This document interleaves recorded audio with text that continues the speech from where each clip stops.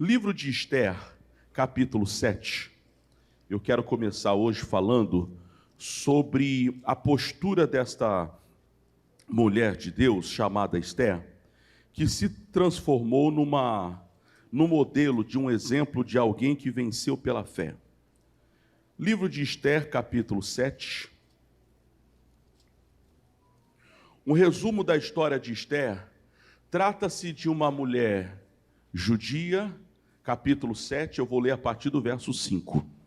Trata-se de uma mulher judia que recebeu a adoção de um parente. Alguns interpretam como tio, outros como primo. Isso não está muito claro. Alguns dizem que ele era tio, outros dizem que ele era primo, chamado Mardoqueu. Mas seja primo ou seja tio, a lição que fica é, ele a adotou como filha. A primeira coisa que eu e você precisamos assumir aqui hoje, nós também fomos adotados como filhos de Deus. A Bíblia diz, mas a todos quantos o receberam, deu-lhes o poder de serem feitos filho de Deus. Significa dizer que se você entregou a sua vida para Jesus, você foi adotado como filho. Igual, o mesmo direito, o mesmo poder, o mesmo nome e tudo mais que tem direito. Livro de Esther, capítulo 7, versículo 5. Aí a Bíblia diz que um dia houve um problema lá no palácio, em que a rainha Vasti, ela foi expulsa do palácio. Eu vou resumir a história para me ater aqui só o assunto de hoje, que é o partir do pão. E a Bíblia diz que o rei então levantou um novo concurso de beleza, aonde todas as donzelas passariam, seriam preparadas, passariam diante dele, e ele escolheria quem seria a futura rainha no lugar de Vasti. Só que a Bíblia Sagrada diz que Esther era judia, e como tal, ela não deveria nem participar do concurso. E ela então, orientada pelo seu tio, o tio dela chegou e disse, alguns vão chamar de sobrinha, outros vão chamar de prima, mas disse a Esther, participe do concurso. A Esther não ficou com sentimento de inferioridade, dizendo, quem sou eu? Tem moças mais belas do que eu, tem pessoas mais bem preparadas, elas são original da terra, eu sou estrangeira. Não, ela não deu desculpa, ela não deu motivo para não participar, ao contrário. Ela simplesmente foi e obedeceu e participou. Resumindo mais a história, ela ganha um concurso e se torna rainha. Só que naqueles dias, o rei, conhecido como Assuero, que também tinha o nome de Xerxes, qual era o nome dele? Assuero era o nome persa, Xerxes era o nome grego, mas era a mesma pessoa.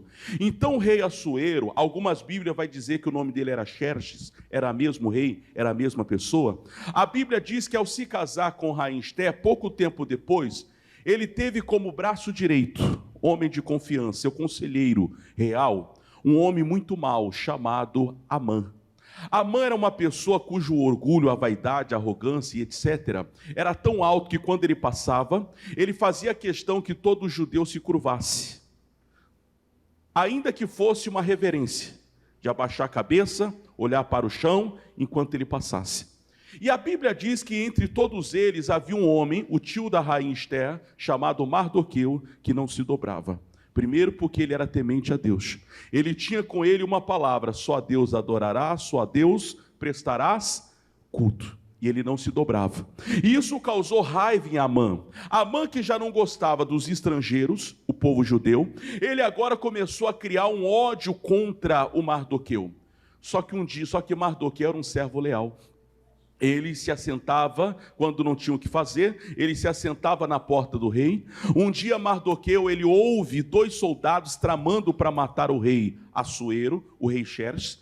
E diz a Bíblia que ele denuncia e o rei foi livrado, foi protegido. O tempo passou, a Bíblia Sagrada diz que houve uma noite que Deus não deixou 2 homens dormir. O primeiro homem foi o rei Assuero, ele não dormiu. A Bíblia diz que ele perde a noite de sono, manda buscar o livro das crônicas. Livro de crônicas é o livro dos reis, uma espécie de diário de cada rei que já passou naquele reinado. E quando ele manda buscar o livro das crônicas, a Bíblia diz que os servos leram exatamente na parte do diário em que Mardoqueu, naquele dia, havia contado o segredo dos inimigos e protegido o rei. E ele acaba de ouvir a história, ele pergunta: o que é que foi feito de bem, de bom? Qual o pagamento, qual o prêmio esse Mardoqueu recebeu? Eles leram, falaram: rei, aqui não consta nada. Tudo nos leva a crer que ele não foi honrado, ele não foi gratificado, ele não foi abençoado. Mas naquela mesma noite, o segundo homem que não dormiu foi o inimigo chamado Amã. A Bíblia diz que Amã estava com ódio mortal, que ele mandou fazer uma forca de aproximadamente 25 metros de altura. Grande.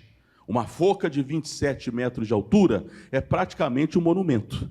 Só para quê? Para decapitar, para destruir a vida de Mardoqueu. Aquela mesma noite ele não dormiu, porque ele estava tramando: como é que eu vou fazer isso? Ele era o braço direito do rei, mas ele não podia tomar decisão sem que o rei autorizasse. Ele então manda fazer a forca, esconde no quintal dele, mas como esconder uma forca de 25 metros, gente? Como esconder algo de 25 metros de altura? É quase impossível, é muito alto.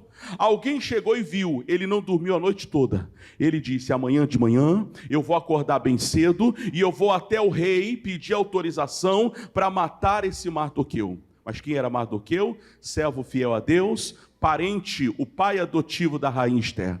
A rainha Ester, quando soube disso, levou o povo a jejuar, a se consagrar, oraram a Deus, se consagraram, jejuaram durante 3 dias. E ela sentiu de repartir o pão. Estou resumindo para chegar nesse ponto. Ela resolveu fazer 2 jantares. Na primeira noite, ela chama o marido dela, o rei, e disse: rei, faz o seguinte, eu quero preparar um jantar para ti e para o teu servo mais leal, o Amã. O rei então chamou Amã e disse: Amã, vamos jantar comigo, hoje a rainha preparou um banquete para nós. O Amã ficou se sentindo, né? Que é só eu de convidado? Eu sou o cara, eu devo ser muito querido do rei, eu devo ser muito amado do rei. E naquela primeira noite a rainha Ester serviu o melhor banquete que ela pôde.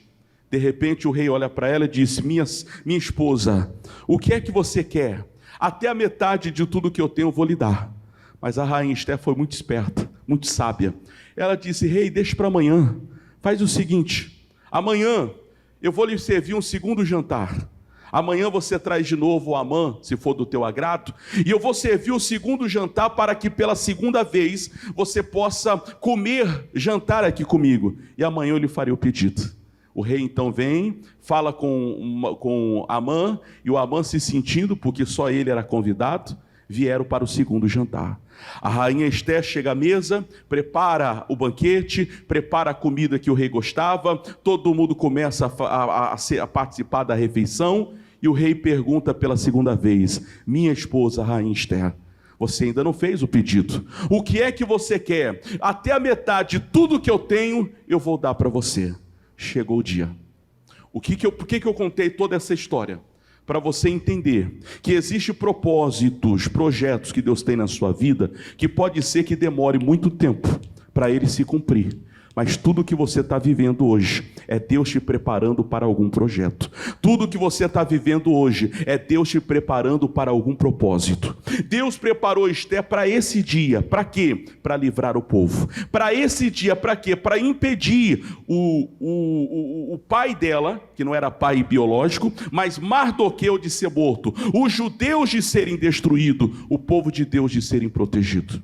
Chegou na segunda noite, o rei insistiu e disse: até a metade de tudo que eu tenho eu vou lhe dar. Chegou a hora da rainha falar. Verso 5, vamos ler agora? Já contei bastante história, agora eu vou ler a Bíblia. Capítulo 7, verso 5. Então falou o rei Assuero e disse à rainha Ester: que é isso? E onde está esse cujo coração o instigou a fazer assim? Pastor, não entendi, então vamos voltar. Versículo de número 3. Volte um pouquinho. Podemos? Versos 3.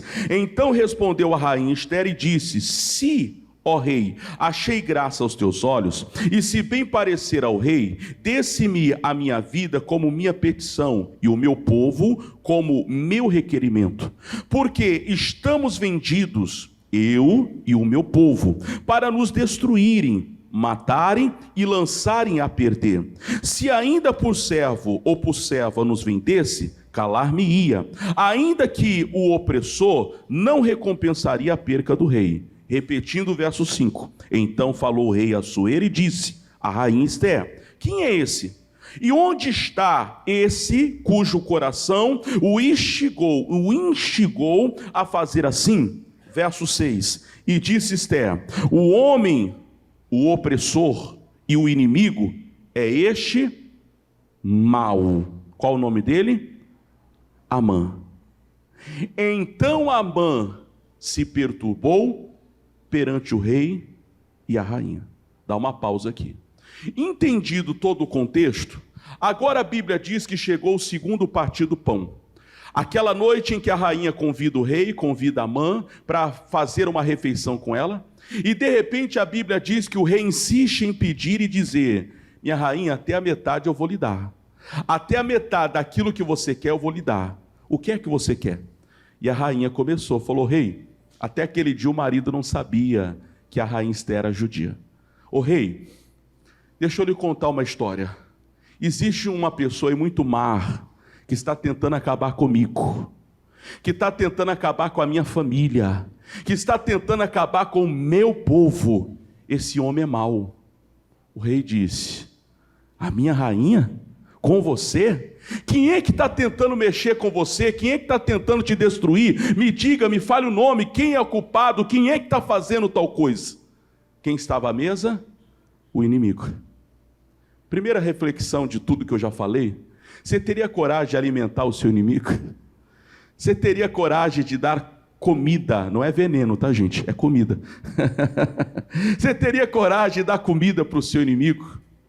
Para a pessoa que lhe fez mal, que falou de você, que lhe prejudicou, que lhe roubou um parente, um marido, a esposa, o filho, a filha, alguma coisa da sua parte, que lhe causou algum tipo de dano.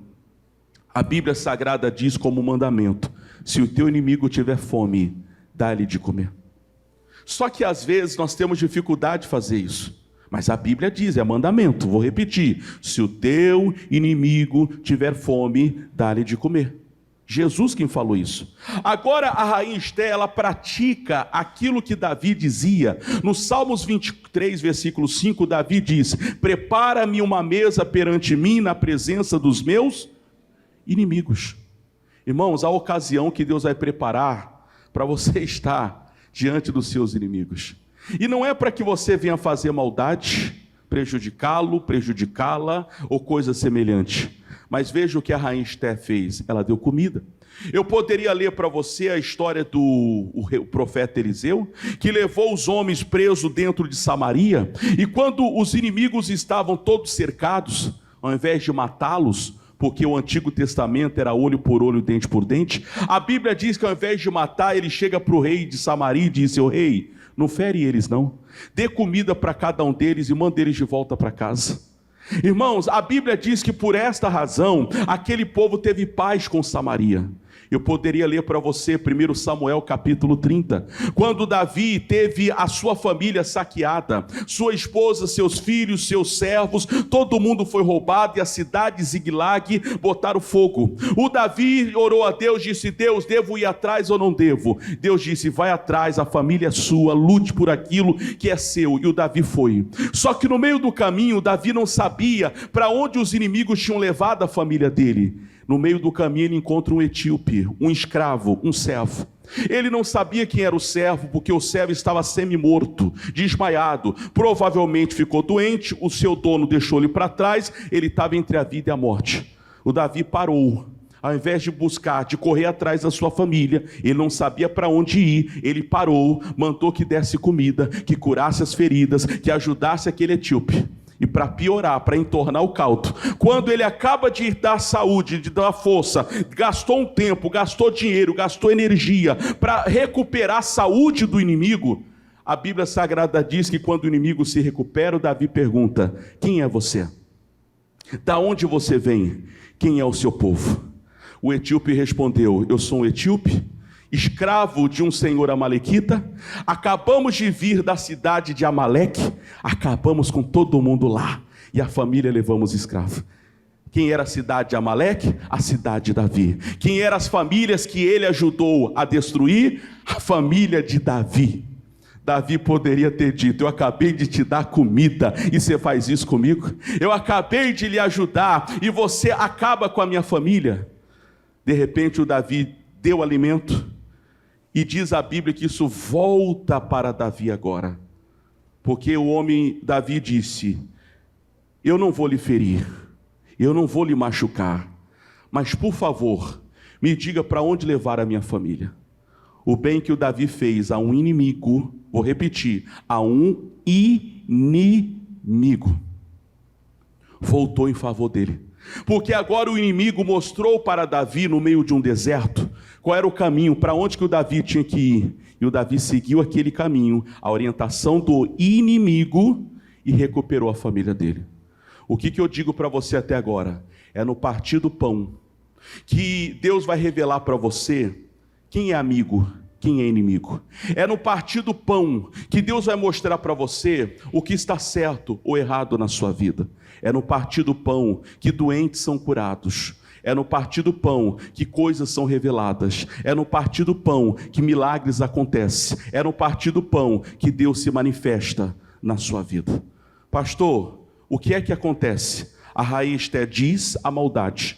Amã tentando se safar, porque quando o rei descobre que o culpado ou quem queria acabar com a esposa dele era o Amã, o homem de confiança, o braço direito dele, que estava sentado na mesa jantando com ele, ele se levanta e foi para o palácio, e foi para o jardim do palácio. Ele foi pensar: o que eu faço? O que eu faço? Porque agora ele entra numa crise. Primeiro porque ele estava do lado da esposa dele, da família. Do outro lado estava o homem que ele até então confiava. Ele foi para o jardim, e ali ele começa a pensar: o que eu faço? O que eu faço? O que eu faço? Olha o desenrolar da história. Versículo 7. Versículo 7. E o rei, no seu furor, se levantou do banquete do vinho para o jardim do palácio.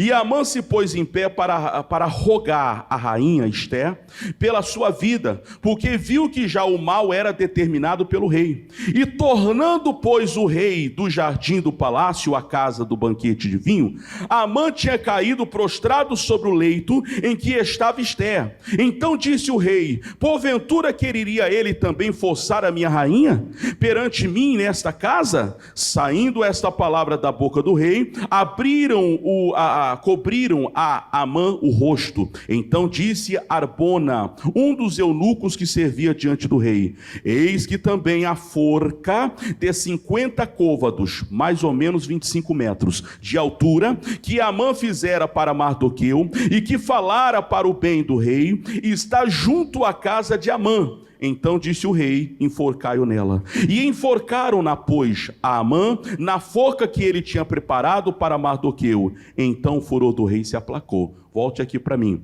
A Bíblia diz que naquela hora, quando a rainha diz: olha, quem está tentando fazer o mal a mim, a minha família, ao meu povo, é esse homem mau chamado Amã. É no partir do pão que a maldade é desvendada. Eu vou explicar o que é isso. Mas é no partir do pão que Deus lhe abre os olhos. É no partir do pão que Deus, ele te defende. É no partir do pão que milagres acontecem.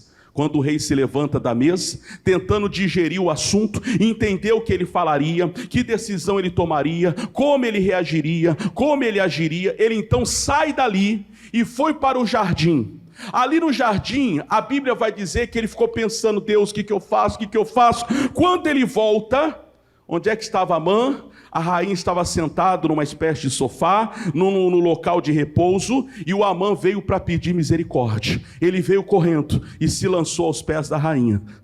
Quando o rei voltou, encontrou Amã bajulando, tentando agradar a mulher do rei, a rainha. Quando ele viu aquilo, na cabeça do rei, primeiro, o homem já queria matar a minha mulher. Agora o homem está dando em cima da minha mulher? Manda acabar com esse homem. Na mesma hora alguém olhou e disse: ô rei, já que o assunto é Amã, eu não sei se o senhor está sabendo, mas ele mandou fazer uma forca para acabar com o pai adotivo, mas é pai da sua rainha. O rei não sabia. Forca de 25 metros. Faz o seguinte: a forca que ele fez para a minha rainha, o pai e a família, vai ser usado para ele. Ele morre na forca que ele mesmo fez. O que eu estou lhe explicando até agora? É no partir do pão que teus olhos são abertos. É no partir do pão que o que está oculto vai ser revelado. É no partir do pão que milagres acontecem. É no partir do pão que os inimigos são vencidos. É no partir do pão que a maldade de alguém para com você, ela é desfeita. Pastor, já entendi que é no partir do pão, mas o que significa? Vamos para João capítulo 6. O que é o partir do pão? Evangelho de João capítulo 6, versículos 48 em diante. João 6, 48. O ato de partir o pão, gente, significava compartilhar. Era uma prática comum na Bíblia. João capítulo 6, versos 48. Jesus reúne os seus discípulos e faz um discurso longo. Fala sobre vários temas.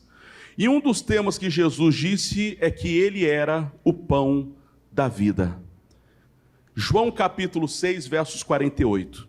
O que é o partir do pão?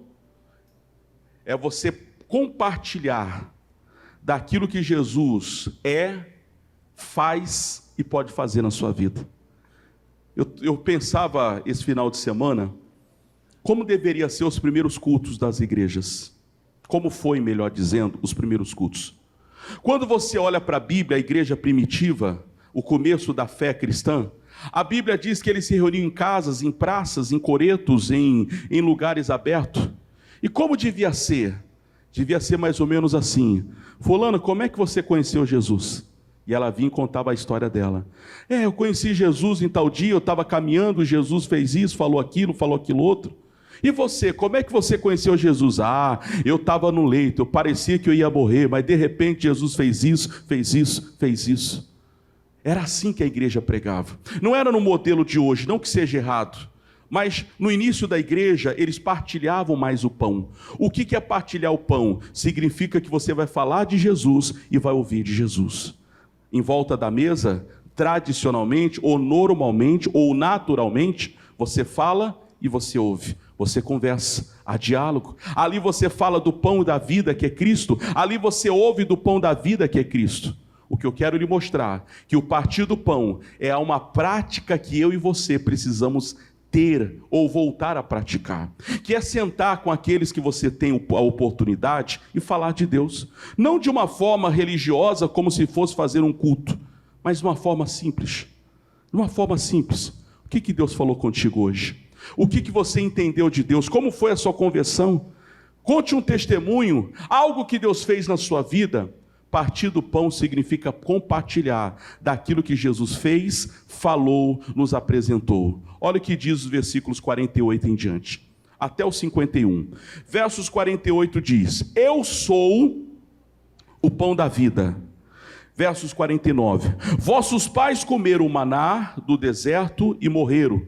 Este é o pão que desce do céu, para que o que dele comer não morra. De novo, eu sou o pão vivo que desceu do céu. Se alguém comer desse pão, viverá para sempre. E o pão que eu lhe der é a minha carne, que eu darei pela vida do mundo. Jesus agora reúne a sua equipe e diz: pessoal, eu sou o pão da vida. Compartilhar do pão ou partilhar do pão significa você falar, você compartilhar do que Deus tem feito na sua vida, dos milagres que Deus fez. Existem pessoas que, se passam por um problema, pedem ajuda para todo mundo, mas quando Deus te livra de um problema, você não conta para ninguém. Tem gente que, quando estão passando por uma crise, eles pedem socorro para todo mundo. Fulano, me ajuda, fulano, ora por mim, fulano, eu estou precisando, fulano, você pode fazer isso. Mas quando Deus faz um milagre na vida dele, seja qual for, pode ser um milagre de cura, um milagre de livramento, um milagre. Às vezes a pessoa tem até vergonha de contar o testemunho na igreja, que todo mundo professa a mesma fé, quanto mais lá fora.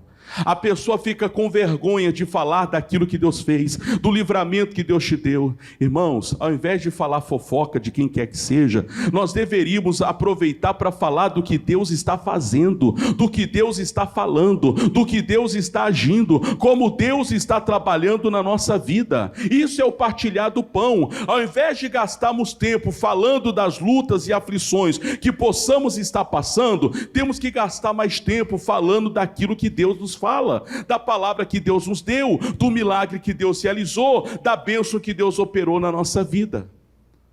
É no partir do pão que os seus olhos espirituais são abertos. Vamos para o Evangelho de Lucas, capítulo de número 24.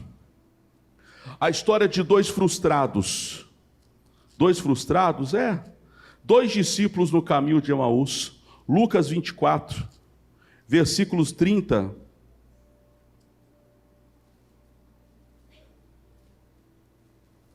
e 31.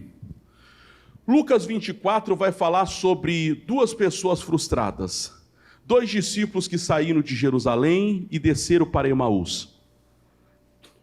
Uma pessoa frustrada, gente, é uma pessoa que não consegue viver o hoje e não consegue enxergar o futuro. A pessoa frustrada, ela não consegue valorizar o que tem. Não valoriza o marido que tem, a esposa que tem, o filho que tem, o carro que tem, o emprego que tem, a igreja que tem, a cidade que tem, tudo que tem. A pessoa frustrada, ela não dá valor ao trabalho que tem, ao salário que ganha. A pessoa frustrada, ela não dá valor à família que possui. A pessoa frustrada, ela não dá valor àquilo que tem, gente. E por não valorizar aquilo que tem, ela se torna cega, ela se torna surda, ela se torna insensível ao que Deus está fazendo. Deus pode estar curando, Deus pode estar abençoando, Deus te livrou de pandemia, Deus te guardou de tanta coisa, mas a pessoa não enxerga. A pessoa frustrada, ela tende a reclamar do que ela não tem, porque ela tem uma expectativa que não veio de Deus. Os dois discípulos no caminho de Emaús criaram uma expectativa de que Jesus seria um zelote. O que era um zelote? Um revoltado. O que era um zelote? Alguém que ia fazer um motim, uma rebelião, para tomar o lugar de César, do governador da época. Mas Jesus não veio para tomar lugar político de ninguém, gente. Jesus veio para morrer a nossa morte, para ser crucificado e para ressuscitar. Só que os discípulos, em especial esses dois, eles acharam que Jesus viria com uma revolução física, ia roubar o trono, ia assumir o trono, ia comandar aquela cidade, aquele governo, mas não era isso que Jesus veio fazer. Mas eles criaram uma expectativa errada, e essa expectativa errada que eles criaram, fez com que eles se tornassem insensíveis, cegos, surdos para aquilo que Deus estava fazendo, para aquilo que Deus estava falando. Eu vou resumir a história, mas diz que Jesus aparece, e eles não conseguem viver o momento. A pessoa frustrada, ela não consegue viver o presente, o dia de hoje, o momento, o que Deus está fazendo, o que Deus está falando, onde Deus está te levando. A pessoa frustrada, ela não consegue viver aquilo que tem, ela não comemora o trabalho que tem, o emprego que tem, a família que tem, o salário que ganha, a comida que tem, a roupa que tem, por causa da frustração. Aí a Bíblia vai dizer que Jesus aparece, e ele pergunta: o que é que vocês estão conversando? E eles tratam Jesus, porque não sabiam que era Jesus, dizendo: tu és o único que não sabe o que aconteceu? Aí Jesus começa a pregar para eles.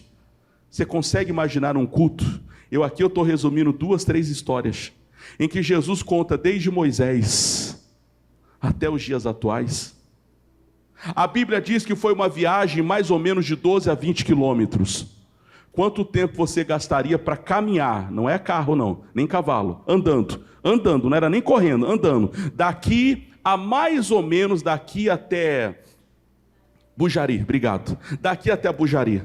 Quanto tempo, se você fosse andando daqui até Bujari, quanto tempo você gastaria? Vai lá, 1 hora?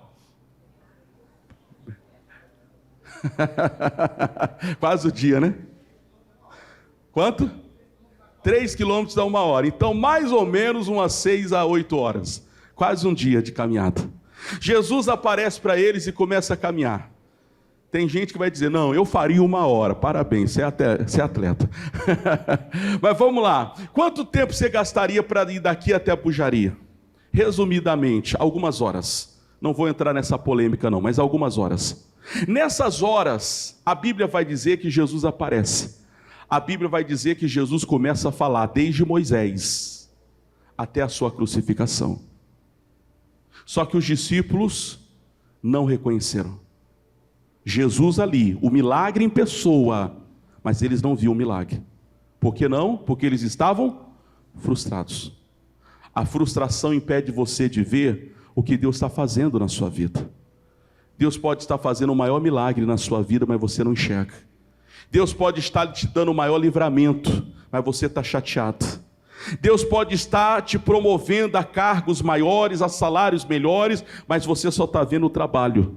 Deus pode estar lhe mostrando solução de problemas, mas você não enxerga a solução de problema, por causa da frustração. Jesus começa a falar e eles não enxergam, eles não ouvem, eles não entendem que era Jesus. De repente chegam na casa deles, Emaús. A Bíblia diz que já era final do dia. Aí aqui eu vou concordar com o irmão. Eles andaram o dia todo, porque eles saíram de manhã de Jerusalém, e quando chegaram em Emaús, a Bíblia diz que o dia já estava se pondo, devia ser por volta entre 5 a 6 horas, das 17 às 18 horas, mais ou menos, porque um olhou para o outro e disse, homem, você vai para onde? O dia já está se declinando, é perigoso andar à noite, faz o seguinte, entra na nossa casa, coma pão conosco.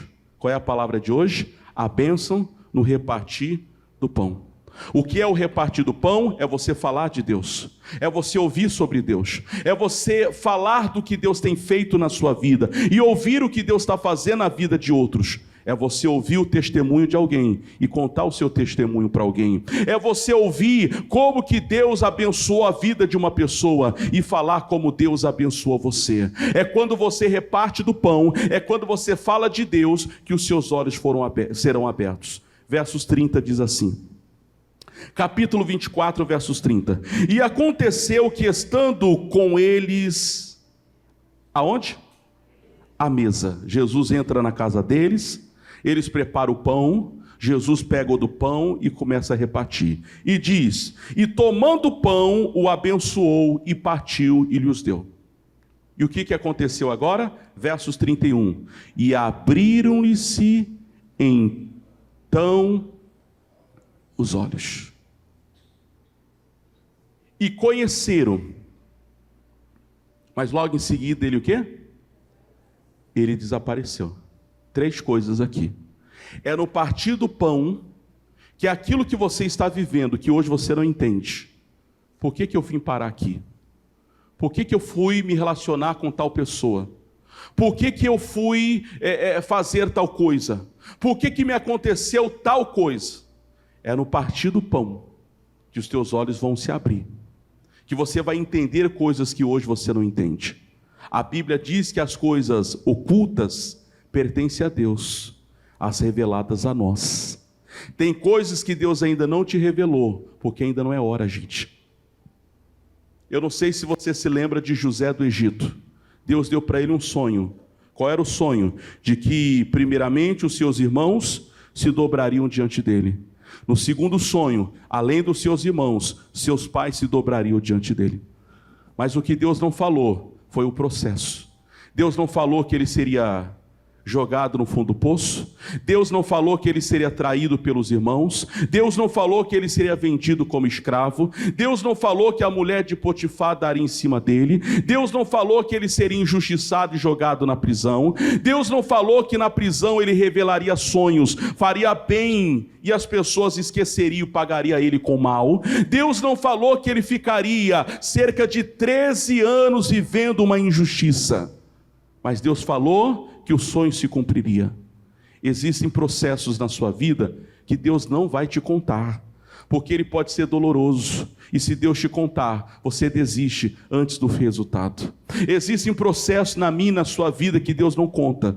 Ele só vai lhe dar a história, Ele só vai te dar o fim, Ele só vai te dar o plano final. O plano é de paz, o plano é de bondade, o plano é de vida. Jeremias 29:11 está escrito: eu é que sei, diz o Senhor, os pensamentos que tenho a respeito de vocês, planos de paz e não de mal, para vos dar o fim que vós esperais. Assim como Deus não falou de gigante para os filhos de Israel, mas Deus falou da terra prometida. Por que Deus não falou do gigante? Para que eles não desistissem. Deus nunca vai falar o processo, mas Ele vai te dar sonho, e se Ele te deu um sonho, Ele vai realizar aquele sonho. Vai repartindo do pão, vai falando o que Deus tem feito, vai ouvindo o que Deus fez na vida de outras pessoas, vai compartilhando os milagres que Deus te deu, e ouça o que Deus fez na vida de outros. Vai falando o que você sabe da Bíblia, e ouça o que outros sabem da Bíblia. Esse partir do pão fará com que os teus olhos se abram. A Bíblia diz que quando os olhos deles se abriram, eles o conheceram, eles descobriram: peraí, é Jesus. Aquele processo, aquela fase difícil, que você não entende por que aconteceu, por que Deus permitiu, por que eu fui parar em tal lugar, por que foi desse jeito. Quando você partilhar do pão, Deus vai mostrar para você, vai fazer você entender o que você não entende hoje, o que você não compreendeu, por que Deus levou, por que Deus permitiu, por que aconteceu. E por último diz que quando eles reconhecem que era Jesus, Jesus desaparece. Mas por que, pastor? Porque Jesus dizia: mais bem-aventurado serão aqueles que nunca me viram e creram. Quando aqueles discípulos reconheceram: é Jesus, Jesus disse: eu não preciso mais estar aqui, eu vou para outro lugar. Irmãos, o recado para mim e para você hoje é no partir do pão que milagres acontecem. Vamos terminar a história em Atos dos Apóstolos. Atos dos Apóstolos, a igreja primitiva, capítulo 2, versos 41. A prática dos primeiros cristãos, Atos 2, 41, eram compartilhar do pão. Não sei se já está claro para você, mas compartilhar do pão não é repartir o pão feito da farinha, mas é você compartilhar do que Deus está falando, fazendo na sua vida. É você compartilhar com os outros o que você sabe a respeito de Deus. É você testemunhar, falar das maravilhas que Deus tem feito na sua vida, das bênçãos que Deus tem dado a você, dos milagres que Deus tem feito para você, dos livramentos que Deus tem feito a você, dos sonhos que Deus tem realizado a você, das maravilhas que Deus tem feito para você. É compartilhar disso. E é nesta hora que você compartilha do que Deus tem para você, que a Bíblia vai dizer que os milagres vão acontecer na sua vida. Vou terminar falando aqui, capítulo 2, versos 41 em diante. Atos 2, 41. Atos 2, 41. Diz assim: de sorte que foram batizados os que de bom grado receberam a sua palavra. E naquele dia agregaram-se quase 3.000 almas. Continua a leitura, versos 42. E perseveraram na doutrina dos apóstolos. Segundo, na comunhão. Terceiro, no partir do pão. Quarto, nas orações. Igreja pratica isso. 4 coisas. Ficavam firmes na doutrina. O que é doutrina? Ensinamento. Doutrina não é costume, pode isso, não pode aquilo, usa isso, não usa aquilo, come isso, não come aquilo, não. São costumes, cada lugar deve ser respeitado. Se você for numa casa que não se come feijão, respeite a casa. Se você vai numa casa que não se come farinha, respeite a casa. Se você vai num lugar que não se coloca sal na comida, respeite a casa. Cada lugar tem o seu tempero, cada lugar tem a sua cultura. Existem lugares, por exemplo, não muito distante dos nossos, mas há lugares pelo mundo que é cultural, inclusive no interior do Acre. O rapaz que corta o meu cabelo, eu conversando com ele, ele disse: pastor, lá da aldeia que eu já vivi até tal idade, ele estava me dizendo assim, ele disse: lá se o pajé, o responsável local, te oferecer cérebro de macaco, e você não comer é um insulto, é uma ofensa. Você tem que comer. Pastor, Deus me livre, então não vá. Porque se você está lá, você tem que respeitar o costume local. Parece brincadeira, mas não é brincadeira. Um dos nossos pastores do interior hoje, amigo pessoal, ele foi pastor durante um tempo numa missão missionária, pastor nosso, da Igreja da Graça, numa região da África. E lá, quando ele começou a evangelizar, hoje nós temos igrejas da graça lá, mas na época era trabalho pequenininho, começando, e ele então, quando foi evangelizar, e as casas que ele entrava, a coisa mais comum que tem é oferecer a iguaria, de cérebro de macaco. E se você não come, é um insulto àquela família, ele nem te ouve, ele não te recebe mais na casa. Ele diz, pastor, como é que eu ia evangelizar aquela família, se eu insultasse eles? Então, por mais que eu olhasse, me desse vontade de uma ânsia, ele disse, eu tinha que comer. E eu perguntei, você comeu? Você comeu? Ele disse, pastor, eu coloquei na boca, eu engoli. Não é que eu comi, eu engoli. Eu engoli, mas eu comi. Eu participei, eu preguei, eu estava ali para aquilo. O que eu quero lhe mostrar, irmãos? Doutrina é diferente de costume.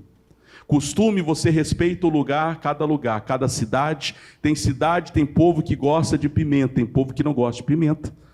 Se você for na Bahia, alguém lhe perguntar se você quer uma comida quente ou fria, eles não estão falando de temperatura, eles estão falando de pimenta.